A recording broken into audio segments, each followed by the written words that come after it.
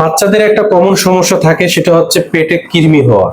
আর এই কৃমি হওয়া নিয়ে মা বাবারা অনেক দুশ্চিন্তার মধ্যে লাইফ লিড করতে হয়। কারণ বাচ্চা যখন কৃমি হয় তখন খাওয়া দাওয়া বন্ধ করে দেয়, পেটটা ফুলে দেখবেন ডিমার মতো হয়ে যায়, পেটটা ঠাসা দিলে দেখবেন শক্ত শক্ত থাকে। আবার অনেক বাচ্চারা দেখবেন সারাদিন কান্না করতে থাকে, তাদের পেটের মধ্যে ব্যথা হয়। এগুলো অনেক রকম কারণ থাকে, তার ছোট ছোট কয়েকটা কারণ আপনারা অবশ্যই জেনে রাখা উচিত। এর মধ্যে দেখবেন যে আপনি বাবা মার কাছে যখন বাচ্চাটা শুয়ে থাকে তখন দেখবেন দাঁতে চিবায় এবং কটকট আওয়াজ হয়, তখন বেকট আওয়াজ হয় অনেকের। অনেকে আবার দেখবেন বাথরুমে গেলে অনেক বড় বড় মলদারের সাথে কৃমি পড়া শুরু করে, অনেকে ভয় পেয়ে যায়। আসলে আপনি জানেন না, আপনার অজান্তেই কিন্তু এই সমস্যাগুলো হচ্ছে।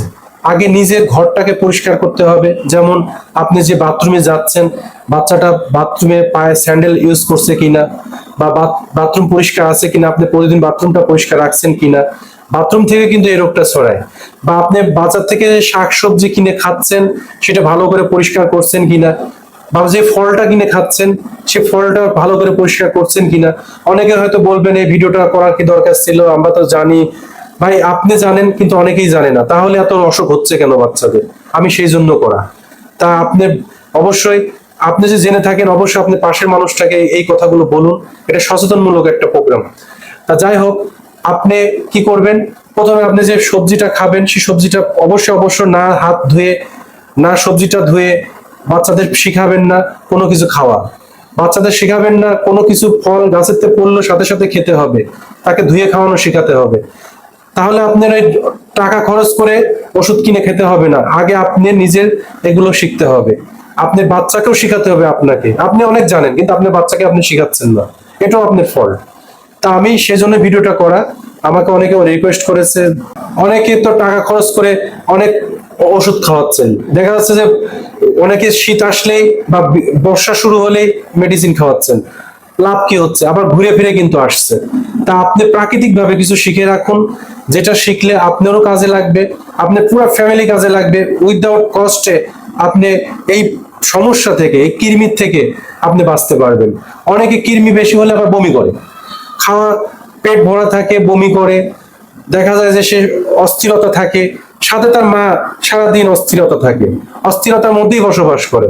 দেখা যায় যে বাচ্চার চেয়ে মায়েরই অসুস্থ হয়ে যায় বেশি।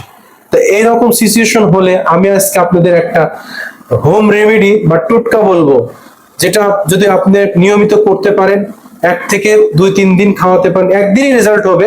যদি একদিনে না হয়, আপনি 2 থেকে 3 দিন এটা ব্যবহার করে দেখবেন। খুবই সোজা, খুবই সস্তা। তা আমি চলুন জানা যাক কিভাবে কি করবেন। তার আগে নতুন বন্ধুরা অবশ্যই আমাকে সাবস্ক্রাইব করবেন, বন্ধু বানিয়ে নেবেন এবং নোটিফিকেশনটা অন রাখবেন। এবং আমার এই ভিডিওটা ভালো লাগলে আপনি কাছের কোনো আমার এই ভিডিওটা ভালো লাগলে কাছের মানুষদেরকে অবশ্যই শেয়ার দিবেন বেশি বেশি। তা চলুন জানা যায়। প্রথমে কি করবেন, আখের গুড় নেবেন এবং রাত্রে আপনি আখের গুড় দিয়ে, চাল দিয়ে, দুধ দিয়ে পায়েস রান্না করতে হবে। পায়েসটা যত মিষ্টি হবে বা গাঢ় মিষ্টি হবে, দুধ টুধ দিয়ে যত ভালো পারেন রান্না করুন। পেট ভরে আপনি খান। আপনি যদি হয়ে থাকে আপনিও পেট ভরে খাবেন রাত্রে শোয়ার আগে। আপনার বাচ্চার কৃমি হলে বাচ্চাকেও পেট ভরে খাওয়াবেন, যতটুকু খাইতে পারে খাওয়াবেন, সুন্দর করে খাওয়াবেন। দেখবেন পায়েস জিনিসটা বাচ্চারা খায় এবং আপনিও খাবেন। আর যদি আপনি এখন প্রশ্ন করেন আমার ডায়াবেটিস, আমি কি করব? ভাই, তাহলে এটা আপনার না, এটা যার ডায়াবেটিস নাই সে এটা করুক। তা আপনি খাওয়াবেন, আপনিও খাবেন। খেয়ে সকালবেলা কি করবেন, আর্লি ইন দ্য মর্নিং, কোনো কি বাথরুম থেকে আসার পরে আপনি 2টা লেবু নেবেন, 1 গ্লাস জল নেবেন। লেবু 2টা কুসুম গরম জল করবেন, তার মধ্যে চিপে দিবেন। চিপে পুরো লেবুর রসটাই দিবেন, 1টা হোক 2টা হোক পুরোটাই দিবেন। দেওয়ার পরে তাকে ঢোক ঢোক করে না চিপ করে বসে খাওয়াবেন। 5 মিনিট ধরে খাক 1 গ্লাস জল।